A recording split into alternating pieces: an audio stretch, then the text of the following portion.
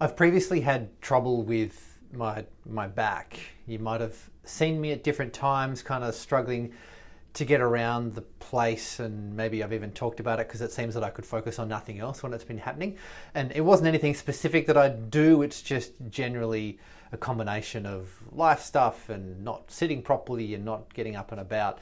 There's a bit of a history of back issues. And so every couple of years something might go wrong, but a few years ago there was one that was worse than normal. And if you've ever experienced back pain, you will know what I'm talking about, because you use your back to do everything. I couldn't put on socks or shoes or pants, which was a bit awkward.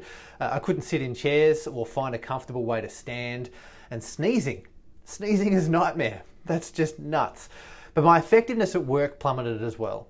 If you can't sit or stand, you can't email or plan or meet or pretty much do anything that a job requires. But the worst thing was the threat of a sudden burst of pain at any given moment. It was all I could think about, because one false move would conjure significant pain. It gave me, a tiny glimpse of what life is like for someone who is constantly living with pain, where it permeates every area of your life. It wears you down and changes the way that you think. It gets to a point where you cannot imagine life without it, and that is terrifying. Things that were previously possible are no longer possible because of the pain. That is the cruel psychological effect that it has. Not unlike the effect of poverty. I've often referred to the psychological effects that poverty has on people, because not having enough food to feed your family becomes all that you can think about.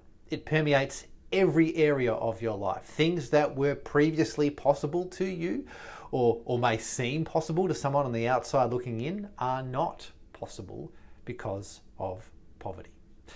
You cannot imagine a life without it when you are in the midst of it, and that is terrifying.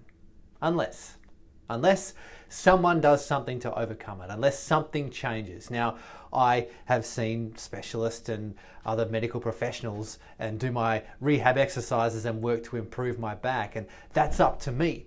No one else can do it for me. Poverty doesn't work in the same way. It's a trap that no person can work their way out of by themselves. It requires someone to step in, make a donation, and take what seems impossible and make it possible. That is what ending poverty looks like, through generosity.